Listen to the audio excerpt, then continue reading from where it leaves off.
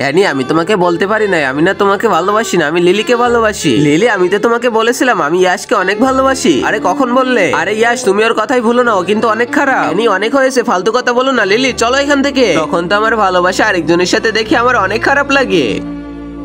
আরে অ্যানি ইয়াশ তো দেখতে আসলে অনেক কিউট, তুমি ওকে তাড়াতাড়ি বলে দাও, না হলে কিন্তু আমি পটিয়ে নিব।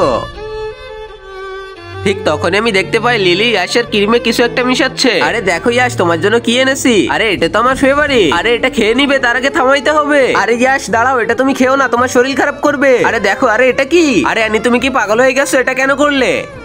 আরে এইবার এই মিশানো ক্রিমটা এখানে ফেলে দে। আরে আমি দেখেছিলাম এই কিছু একটা মিশাইছিল। চুপ করো, আমাদের তুমি বিরক্ত করো না, যাও এখন। আমি আর তোমার সাথে কোনোদিনও কথা বলবো না।